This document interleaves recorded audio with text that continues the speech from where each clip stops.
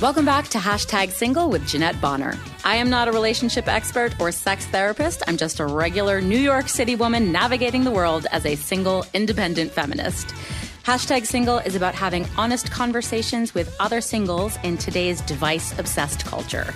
So I hope you'll join me on this interesting, challenging, and complex journey as we navigate the ins and outs of singledom.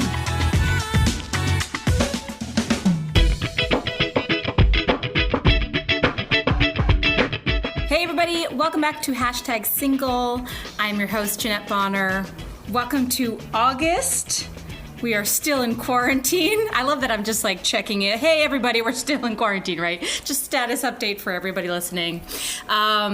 So I have another virtual session coming at you, but I have a really awesome guest. We're starting a new series where I get to chat with a bunch of dating coaches and matchmakers and ask them all of your questions. So I'm really excited to talk to Ashley Campana today. Ashley, thank you so much for being on #Single. I'm so excited to be here. Hey. Yeah, I'm gonna read your bio and you can correct it if but great. I found it on the internet, you old internet. Perfect.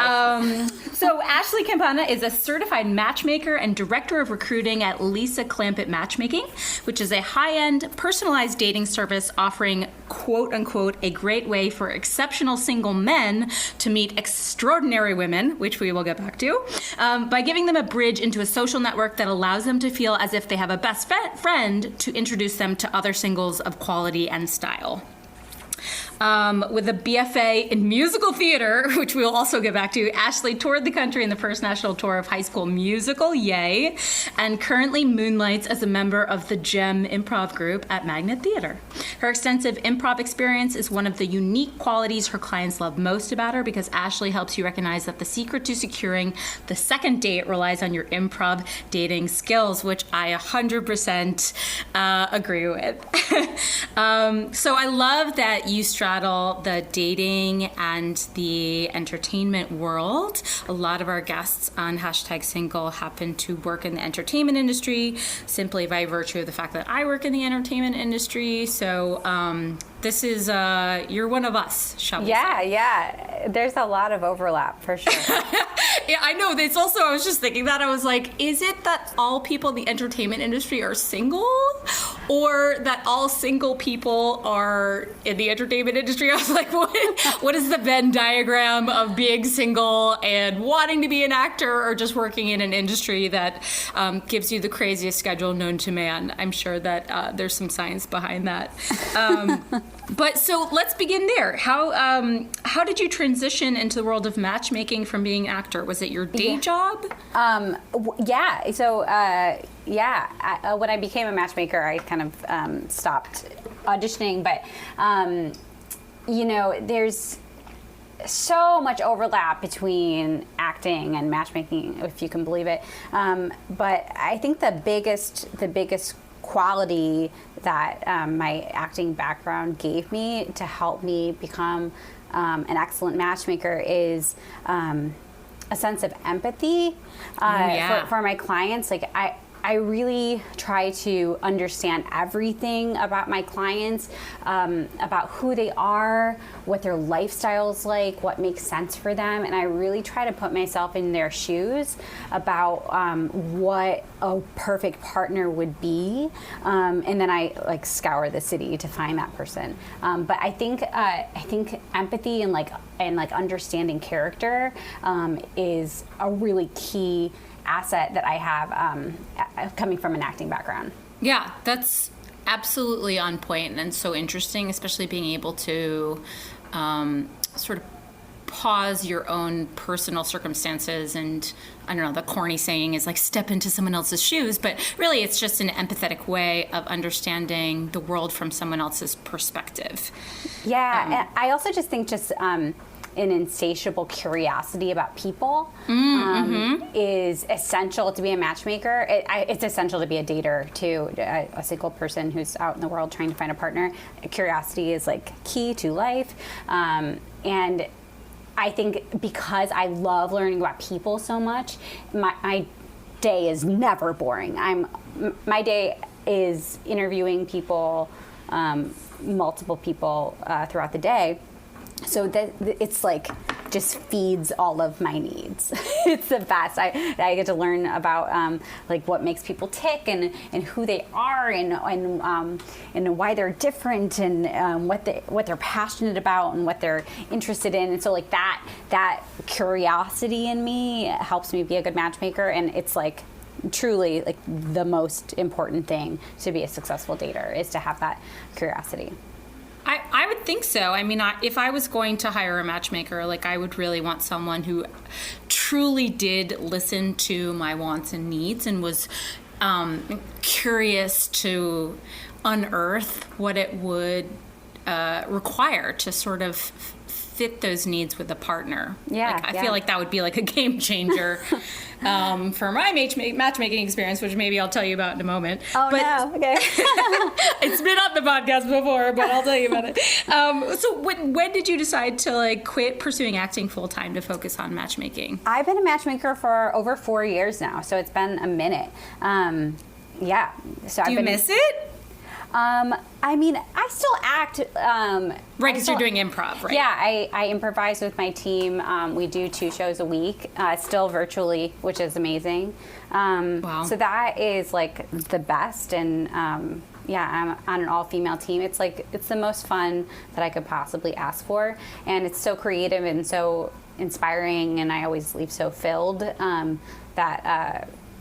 yeah, and I mean, truly, I love matching. I love matching people. Mm-hmm. It's something I stumbled upon, and it feels like I found my destiny. That sounds so lame, but it's It does true. not, because I think all of us, especially in this weird pandemic where we don't know what the future of the entertainment industry is, like all of us feel like if I could find the one thing that would make me feel as whole as the pursuit of acting or pursuit of whatever else we're doing, me for producing as well, if I could find something else to do it, God damn it, I would totally do it. You know what I mean? And get paid. That'd be nice. Yeah, and it's just like, it's the most important thing in people's life is to find their partner. So helping people facilitate that is just like incredibly rewarding and very exciting. It's very exciting. Like when we went to an office, I used to dance in the office like all of the live long day. Whenever something was fun happened, I would like have a dance party in the office because I could barely contain myself. You're so cute. You're like, hey guys, this is a little bitty from High School Musical. Let me show you this little small tap number. So wait, what does it take to be a certified matchmaker? Is there a course that you take? Yeah. Really? Yeah. So the Matchmaking Institute is a school. It's an accredited school that was founded by my boss, Lisa Clampitt. So it is coursework. You can either do online or in person. And it's you do a course on how to be a matchmaker and how to set up a business. So yeah, I'm a certified matchmaker and I'm a certified dating coach. What kind of courses do you take? I'm so fascinated by this.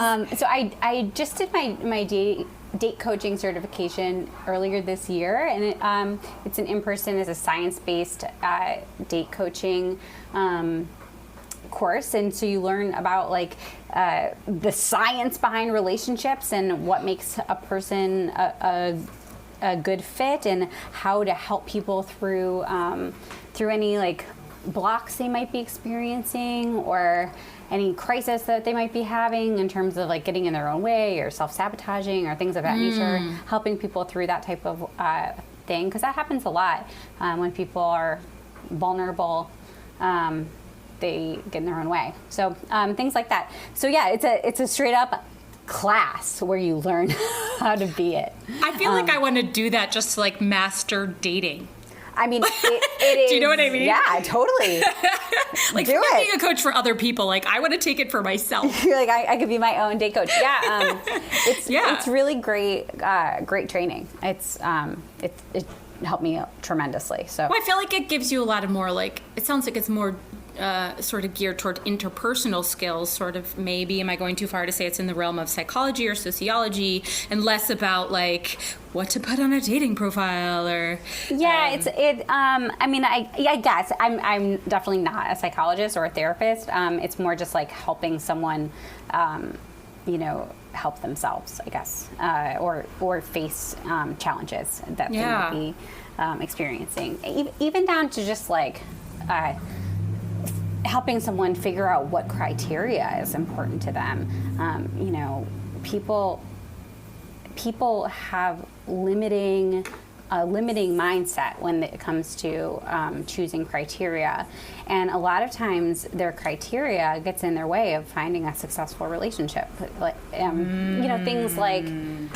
Things like oh, he has to be over 6'2", which is fine, but is that really the most important thing to you? Like, it's no longer just like, oh, I need to be attracted to them, which of course you have to be attracted to your partner, 100%. Yes, do that. But when you're putting very specific criteria where you're like Frankensteining a partner in terms of like, I want this quality from this person and this quality from this person, it just becomes like a limiting mindset. Mm-hmm. And we want people to have a mindset of abundance and focus on like the characteristics that make someone a perfect partner for you, as opposed to like the niche qualities that aren't necessarily going to have the staying power for a long-term relationship. My instinct is that comes from our current position of overwhelm. I don't know, maybe you know the numbers of single people in New York City, but I mean, certainly when you go on these apps, it feels like you have an unlimited array of options. So why not start saying, well, I want someone who's over 6 feet. Well, I want someone that is a practicing Catholic. It's like, it's a way to find order in this vast sea. But I agree with you how it could potentially be limiting. Yeah, it's the paradox of choice. When you have too many options, you never choose. Right. And, it's so interesting that you use those two examples of over 6 feet and a practicing Catholic. The practicing Catholic is fully in alignment with someone's values. It's like a value, right. That makes more sense. Right. Which, I mean, yes, you need value systems to be in alignment for a long-term successful relationship. The details of like, I have to have blue eyes, or I have to have, a size 5 shoe. I'm making this up. Those things are not necessary. That we start getting into the minutia of details, as opposed to what's the essence of this person. Do we connect? Do we want the same things in our life? Are our values the same? Am I attracted to them? Those things are important, and I would totally be I'm totally in favor of, like, once you find someone where your life goals and your value systems are in alignment and you think each other's hot, then like get off the carousel and freaking, lock that person down. Because I mean, any relationship, it's going to take work. So as long as you find someone that like those things are compatible, you're in the clear. For the most part, barring some like extremes, but you can make most things work, and you're going to have to negotiate terms of any relationship. So like you could continue to seek perfection, but it's never, you're never going to find perfection. Totally. Yeah. So talk to me about like the status of working with a matchmaker in a global pandemic. How does that work? Honestly, gosh, we're so busy right now. Really? Yeah, I don't think I've ever been busier. Oh my God, tell me everything.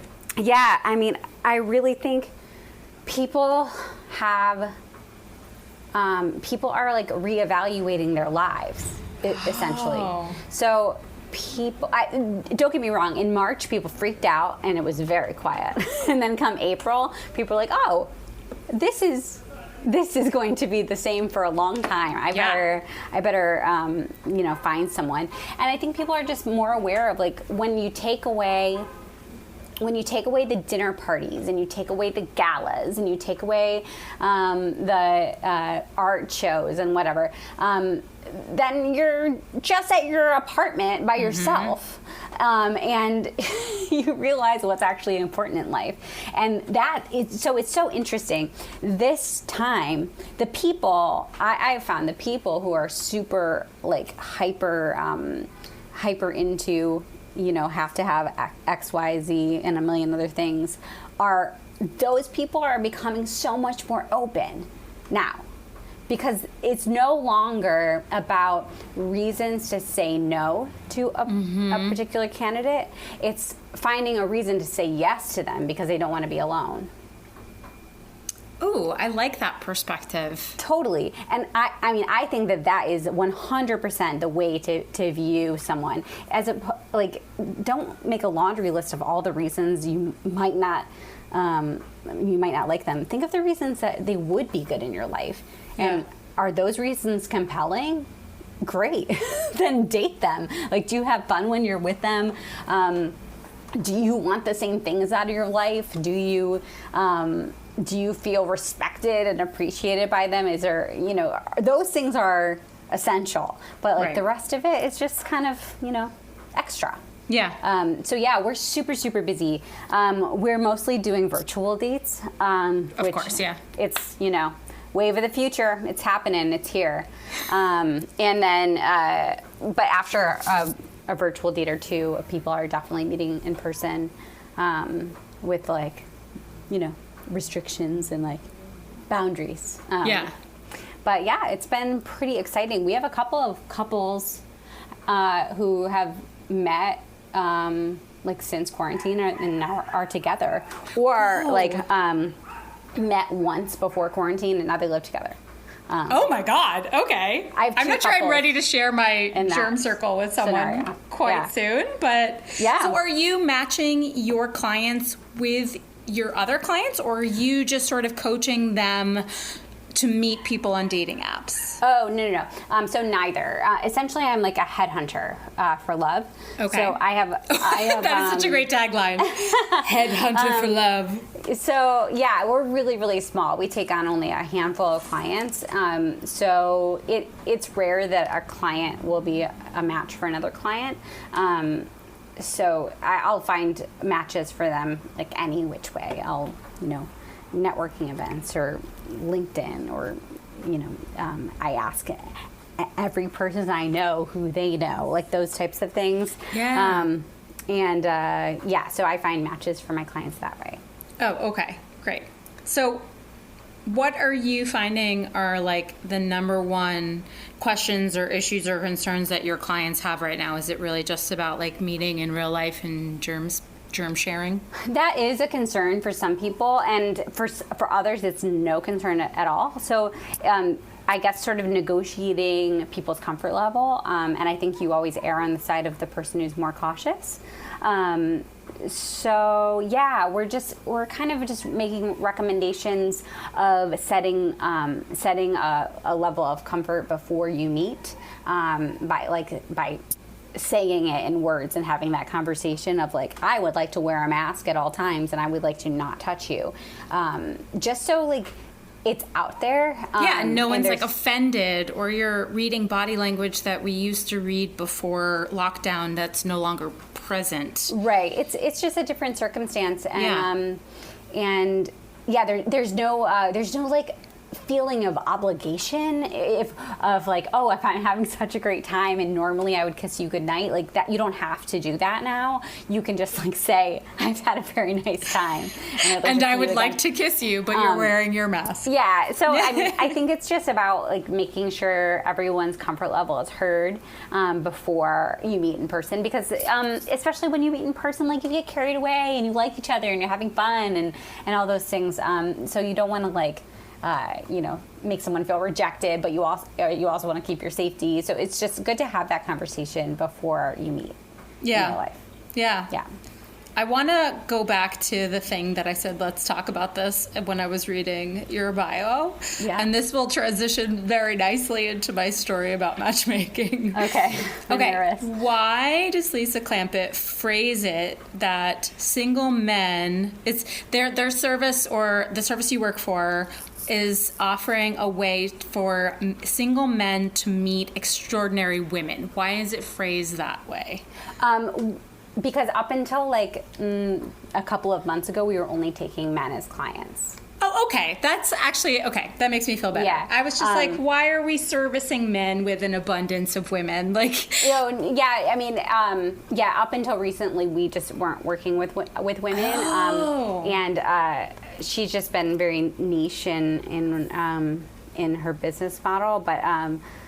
But we've recently met a couple of women that we couldn't say no to. We just loved so much that we had to, open the floodgates. what's the reason behind just focusing on offering the service for men prior to this shift? It's just the specialty. It would be the same as like a headhunter just looking in recruiting people for tech or something. Right. And then when you're like, oh, I'm going to recruit for this other like hospitality role, it's just like, oh, I don't know anyone in that world, so I just need to start from scratch. So it's just a different demographic. In the same way that like, if I take on someone in their 20s, it's a very different demographic and a very different search from someone in their 50s. So yeah, it's just about staying small and focused on the thing you do really well and doing it well, as opposed to trying to diversify and not being as successful. I hear you, and that's smart, I think. Yeah, we really try to take on people that we think we're going to be successful with. Is the long and short of it. But yeah, we took on some women, and first we were obsessed with them. So what we were supposed to do? We had to work with them. Well, I'm glad you've adjusted your model. I will say that like my experience with and my understanding of sort of the matchmaking industry was that it has been geared to a service that is provided to men who are at a certain stage in their life and they're looking for women. And we're a feminist podcast, so I'm going to go there. You're doing a great job making it very neutral, but I'm going to poke some pins in a little bit. My theory is that, and this is not a surprise to anybody, but men being, I won't say they're in the traditional breadwinner role, but historically and even present day, they make more money than women. And so I think it's a monetary issue. Men now have the means, they get to a certain place in their career where they're successful, making money, have extra money to spend, but are without a partner and can take that extra income to hire a matchmaker to look for a woman.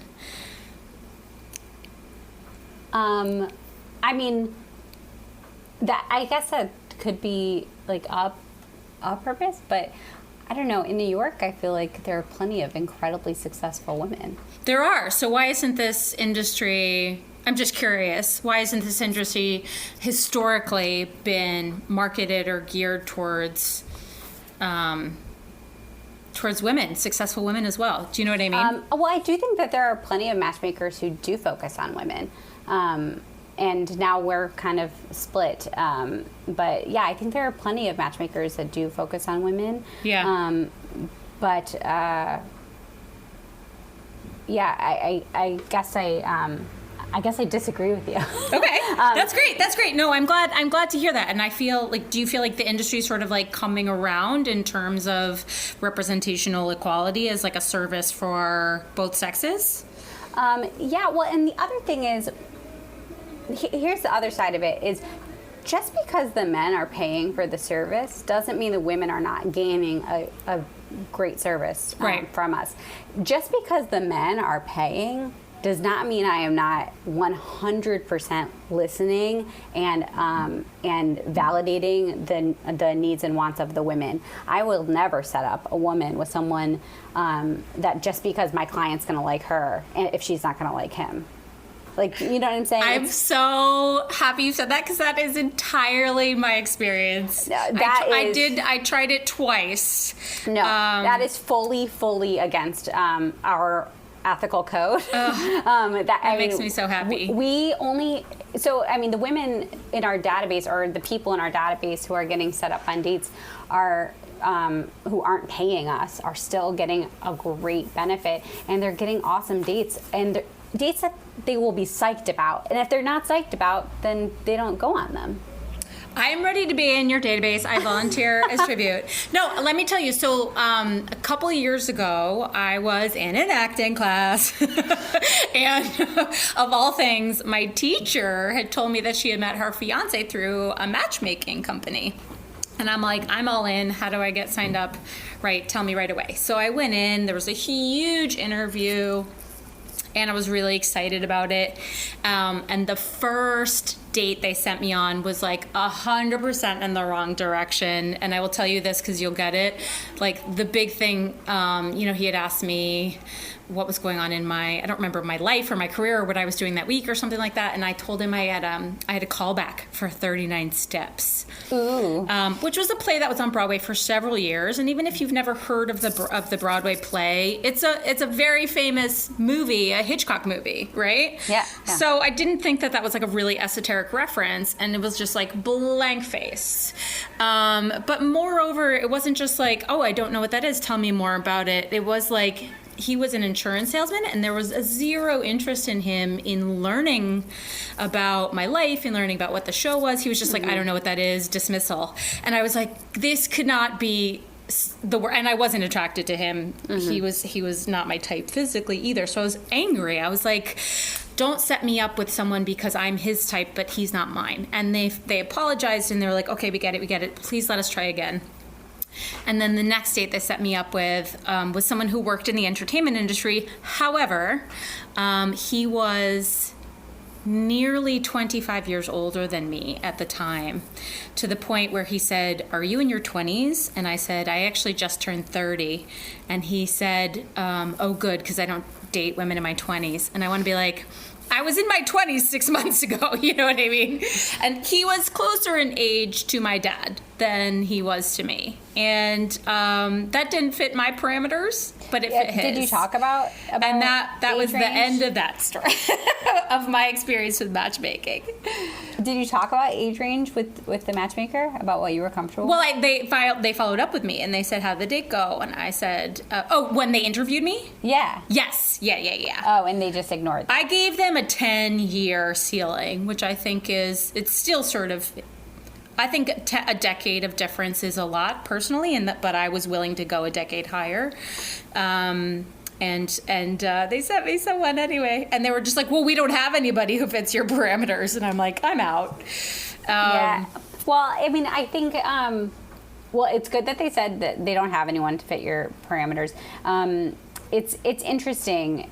Number one, it does suck when you really like a girl and you don't have anyone who fits their parameters. Like, that sucks. And sometimes the girl thinks that they didn't have a good showing, or I didn't like them, or whatever. But sometimes I just don't have anyone at the time. So that sucks. And I'll be like, maybe I'll have someone for you next week, and sometimes I'll have someone for you in 2 years. And I really mean that. I actually just set someone up this month that I interviewed over 2 years ago, and she was like, you said that it might be tomorrow and it might be in a long time, and you were right. And she was like so freaking excited about the date, and she was like, I can't believe that I waited this long and you matched me with such a perfect match. Yeah, where were we? Back to your criteria. I mean, so I don't know. Maybe the matchmaker was just really liked you and wanted to give you a date, and didn't have anyone, and was trying to force something. I don't know. I don't know this matchmaker. Right. And or maybe she misinterpreted, or maybe she just didn't listen to you. Or maybe, I don't know. Or like you said, I just really felt like they were just providing women for the men because they paid for the service. Yeah. But not actually listening to what the values of the women were, because it's a two-way street. Totally. I wasn't there to make him happy. It's right. For me too. Yeah, it's fully not my style.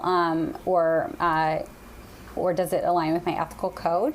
But that sucks. Yeah, I would say I treat the women like gold, because I think you're only as good as the matches as you can provide, and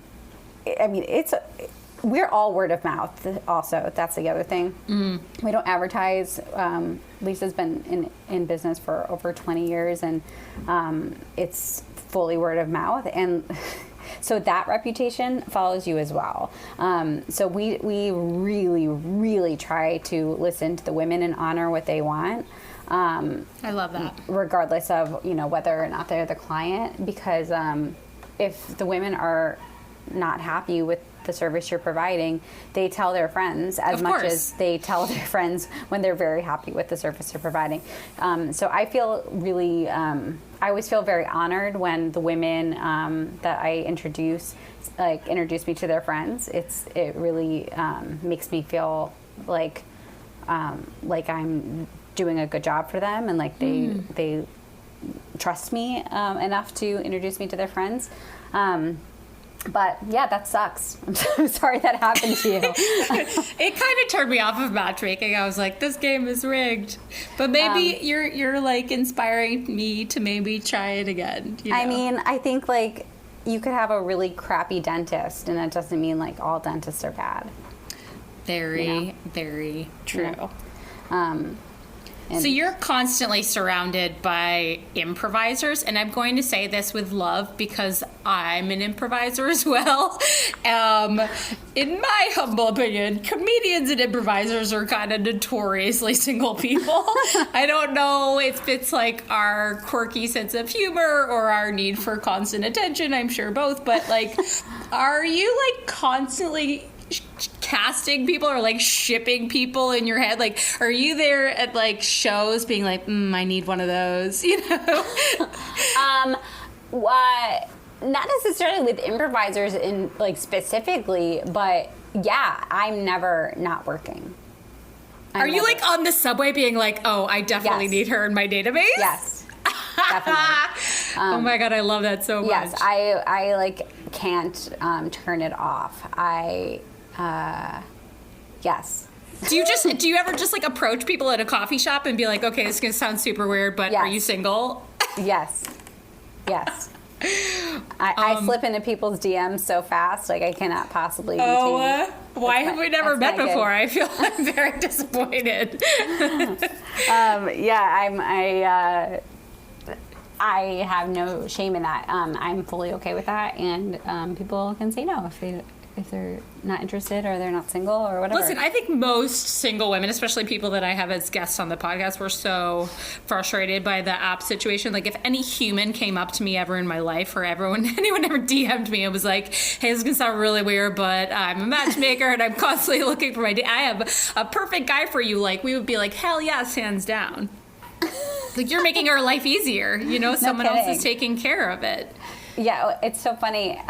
So I've been with my husband for longer than I've been a matchmaker. And once I started matching and like recruiting and looking for people, I was like, no one ever wanted me to be in their database. What the heck? I'm not kidding you. I'm like thinking that right now. And that's 100% just my actor ego. Just being like, why wasn't I picked? Like, why wasn't I chosen?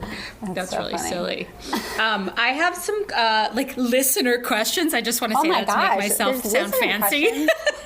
I'm excited. I was really curious. Like I said, I'm going to be interviewing a lot of dating coaches and matchmakers, and I'm curious what, if people have access to them, what do they want to know in the status of dating right now? Yeah. But wait, one clarification question. So You're both a dating coach and a matchmaker. Are these mutually exclusive, or do you offer coaching services to people who are not using your matchmaking services? Right now, I just use my dating coaching for my clients. Got it. It's like a little bonus. Sometimes people are open to coaching, sometimes people aren't, but generally they are. We always get feedback after the dates. So if there's something that comes up for someone and they need to have some coaching, then we definitely offer that as a service. But sometimes it's just like hearing the feedback and then implementing it. Sometimes it doesn't need like a whole to do. But no, my job is one job. It's one job. Okay, so first question. I love this one's really kind of intense, which I really love, and I think it's really important for a matchmaker. Just either by your own personal standards or by the company's standards, what is the measure of success in setting people up together? That's really interesting, and I think it's totally different for each client. So for a lot of clients, it's a long-term relationship. Some it's like, you know, to get a third date. It kind of depends on the person. Sometimes it's marriage. It really depends on who this client is and what their goals are. What they want in their life. Yeah. And what their relationship history is. So it's fully different for each person. We don't take on people who don't want a long-term relationship in some capacity. We're just not a dating service. We are only making introductions for the intention of a long-term relationship. So it's not like, just for a date in a casual way. It's really for the intention of commitment. Yeah. But I think that is different for each person. Like I do have clients who are divorced and don't want to be married again, but do want a life partner, and that's totally fine. Or people who just want to like improve their dating life and improve their exposure and get feedback and be better in the dating scene. It kind of depends on the person. Do people ever? We're talking specifically about the clients that employ you and not your database. But do people ever sort of like work with you and then say, hey, we're going to date for like however long, maybe 3 months goes by, and then they write you an email and they're like, hey, can we, do they pause their subscription and totally. do they go on hiatus? Yeah, we actually have a hold time built into our contract. So it's to encourage people to actually explore the relationship and they don't feel like their time is being wasted or whatever that means. But yeah, 100%. Like, and sometimes people will go on hold like after the first date. Whoa. Oh, yeah, totally. Do you have statistics? Do you have stats for, I guess, whatever we're talking about in measure of successes? Oh, gosh. I mean, I guess I don't have a stat for what we call the one and done. My colleague Beth is like the freaking queen of one and done. She... yeah, that's like her shtick. I can't even freaking imagine at this point in my life going on one date and being like, I'm in, cancel the podcast, get me off all the apps. Happens. My personal specialty is, it feels a little bad to say, but if I feel really, really strongly about a match, and the client declines, and I force them to go out, I have, at this point, I think it's like it's happened all but one time. The client has agreed with me. Okay. So has it happened 100 times? I don't know. But we'll say like a 95% success rate on if I force you to go on a date, you will like that person. Oh, I thought there was going to be something great about it where you were like, you get a free subscription for a year, or I'll buy you a beer. I thought you were going to sweeten the deal somehow. Oh, no. Like, they're getting a great partner that they wouldn't have normally gone out with. The prize is love, obviously. The prize is love. You're welcome. I thought you were going to wager and be like, go out with this person, and I promise you, I will take you to lunch on Friday. Yeah, but we say our success rate is in the 90s. That's phenomenal. In terms of like that person feels really happy about the experience that they had and either ended up in a relationship or had like significant self-growth that led them to a relationship afterwards. I think that's really key what you just said. I think that is really beautiful and often overlooked.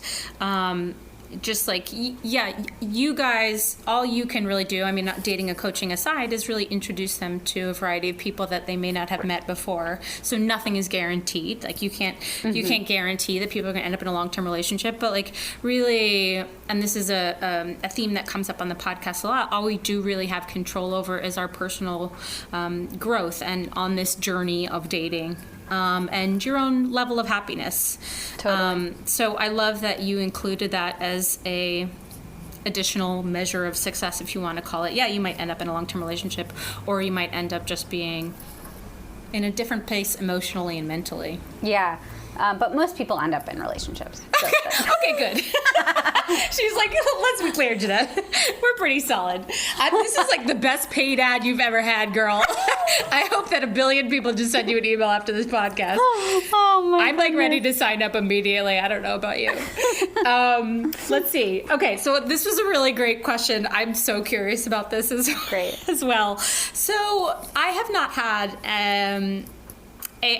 had I had one virtual date, like FaceTime date, and I have not had any in real life dates, but I feel as if the culture is transitioning now that we can dine outside and whatnot into meeting. And I keep getting hung up on the face mask thing. Like, so obviously you're going to show up wearing your mask, which is weird because the first impression is the face. But what if you don't go for drinks? What if you decide to go on a walk? Like, do you wear the mask the whole time? And does that impede the connection? Like, when do you take the mask off? I mean, it is a whole new world. Yeah, I think you set the boundaries ahead of time. I have clients who do want to wear a face mask the entire time, and I have clients who don't. So it really depends on it's a person's individual comfort level. But I do think that you should address it before you meet is the key. Because you just want to be on the same page it's hard. It is definitely not an easy scenario to make a connection romantically with that barrier. But it's also the reality of our situation. So it's not ideal, but neither is a pandemic. So you got to make it work. True story. Yeah, I guess that's smart. You just ask ahead of time, like, are we wearing masks or we don't? Yeah. And if you have a preference, say it.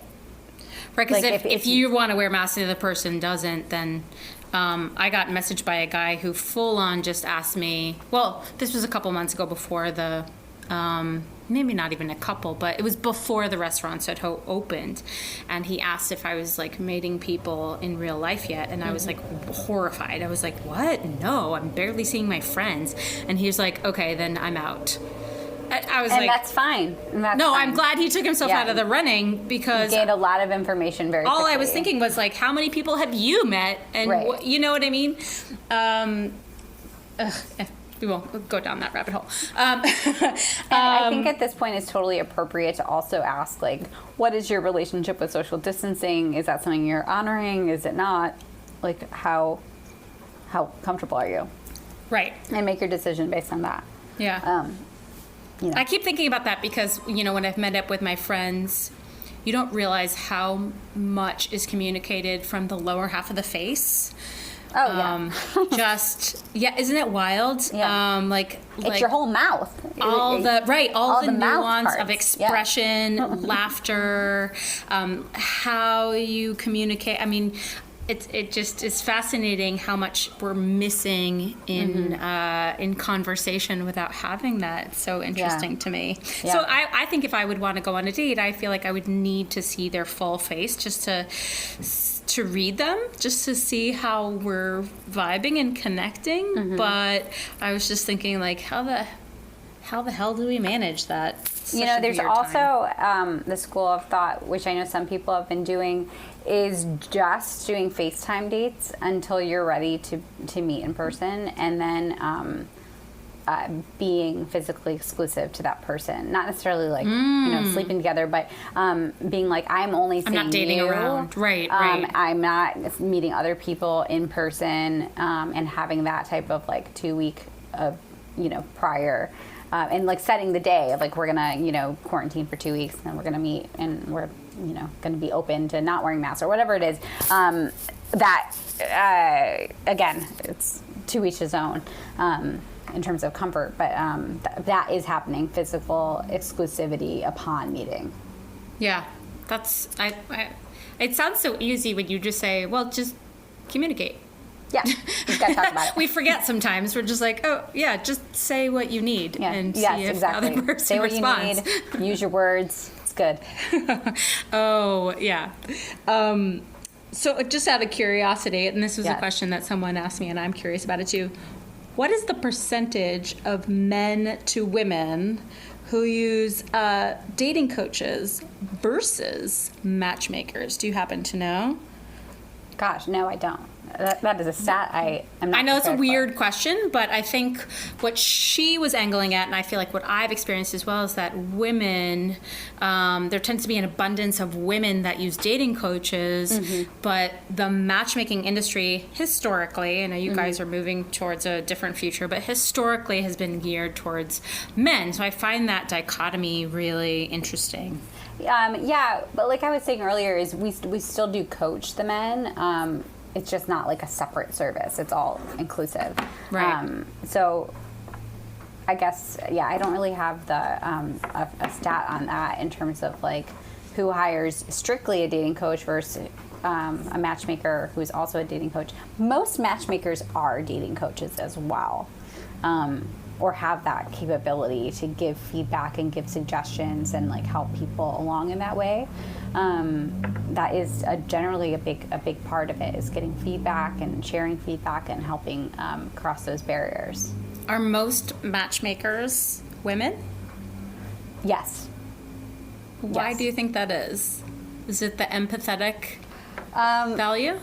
I mean, there's plenty of male matchmakers, but I would say, like, I'm thinking of our conference. We have a big conference every year, and it is mostly a room full of women. A lot of women. With a handful of guys.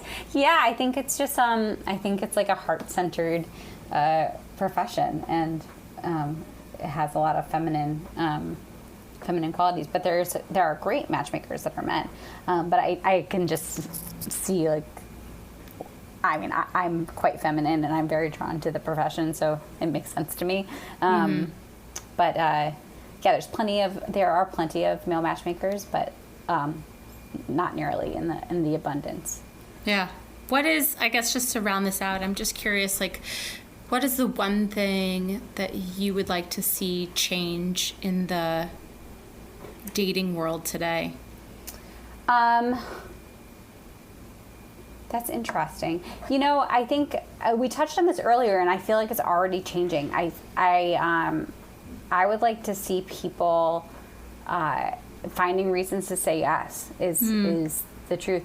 I think people have really interesting relationships when they're in relationships, and I think sometimes it's hard to get people to be all in on someone. And I think it's important to be all in. And give someone a real chance, and not nitpick, and not and look at the essence of someone, and look at the value of the broad picture, as opposed to like the individual details. Yeah, that's lovely. I hope for that too. But I think it's already started. I trust you. I don't know that I feel like it's in the air. Haven't seen that quite yet personally, but I've definitely seen a shift in the last couple months. Good, and we remain hopeful. We'll just say that. We just say that. Ashley, if people want to work with you, either as a client or to get in this like phenomenal dating base of extraordinary women, how do they do that? Go to lisaclampitt.com, and there is you can fill out a little thing to be in our database, which is great. So it's lisaclampitt.com. Very cool. Would it be okay if I'm so excited about this. I kind of want to apply and then talk about my experience on #single. Is there a NDA that I'm worried about? Some clients require an NDA. So that's a real thing. Oh my God. Okay. Not very many. Okay. I'm not saying like I want to go on there and like totally hash my experience, but I think it would be so cool to. Oh no, I'm nervous. No, because I'm an open person and I'm really, especially this year, I'm dedicated to trying new ways of dating. And I would love to introduce that option to other people. And if I can honestly, use my podcast to talk about it. That is key to life for finding a relationship, is to have a whole bunch of different ways of meeting people. So that, yeah, agree. I mean, I think that's like the best way. So, and also, can I just go there? Yeah. To just have, you know what I'm going to say, a yes and attitude. 100%. I had to wrap it up with some improv. You know I did. But totally, yeah. The more ways you are open to finding love, the more ways someone has to find you. So whether that's like, well said. Joining a club or telling your friends you want to be set up, or being on an app, or being on a site, or meeting someone in the park and like being open to that.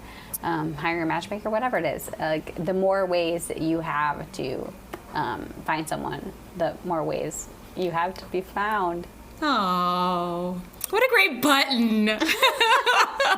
And on that note, Ashley, thank you so much for being on the podcast with me. It was really cool to talk to you about your passion and learn more about Lisa Clampitt. And I really am excited to join your database and see where it goes. Awesome. Yeah. Sounds great. Thank you so much. That is it for this episode of #Single, you guys. We will catch you next time. Thanks for having me.